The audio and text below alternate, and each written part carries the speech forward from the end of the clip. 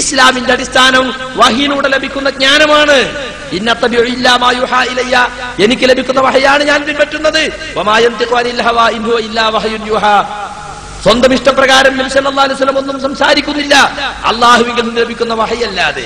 നമ്മൾ മനസ്സിലാക്കേണ്ട പ്രധാനപ്പെട്ട ഒരു തത്വമാണത്. ഇസ്ലാം എന്ന് പറയുന്നത് ബുദ്ധിയുടെയും ചിന്തയുടെയും അടിസ്ഥാനത്തിൽ ഗവേഷണം ചെയ്തെടുത്ത സിദ്ധാന്തങ്ങളോ തത്വങ്ങളോ അല്ല. ഇസ്ലാമിന്റെ അടിസ്ഥാനം പ്രവാചകന്മാർ വന്ന് ഗവേഷണം നടത്തി കണ്ടുപിടിച്ചതല്ല ഇസ്ലാമിന്റെ അടിസ്ഥാന തത്വങ്ങൾ.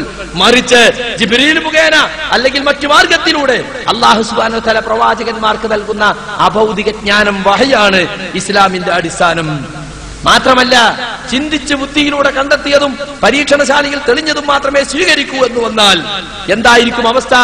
മുസ്ലിമാകാൻ അവന് കഴിയില്ല. കാരണം അല്ലദീന യുഅ്മിനൂന ബിൽ ഗൈബി, ഗൈബിൽ വിശ്വസിക്കുന്നവർ എന്നാണ് മുത്തഖീങ്ങളുടെ ഒന്നാമത്തെ ലക്ഷണം. എന്താണ് ഗൈബ് എന്ന് പറഞ്ഞാൽ?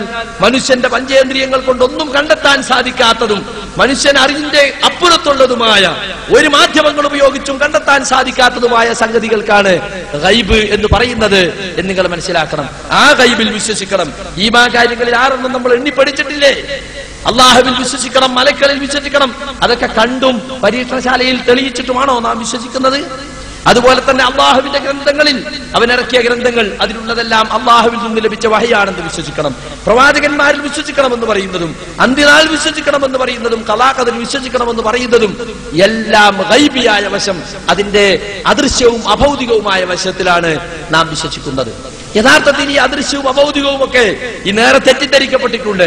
ഈ വിഷയം ഇൻഷാ അല്ലാഹ് ഈ പ്രസംഗത്തെ മധ്യേ നിങ്ങൾക്ക് മനസ്സിലാകും. അപ്പൊ ഞാൻ പറഞ്ഞു വരുന്നത്, വിശ്വാസ കാര്യങ്ങൾ ഒക്കെ നമ്മൾ ഖുർആനിലും ഹദീസിലും കണ്ടതുപോലെ വിശ്വസിക്കുകയല്ലാതെ അതൊന്നും ലബോറട്ടറിയിൽ തെളിയിച്ചാലേ വിശ്വസിക്കൂ എന്ന് പറഞ്ഞാൽ ഒരാൾക്ക് മുസ്ലിമാകാൻ സാധ്യമല്ല.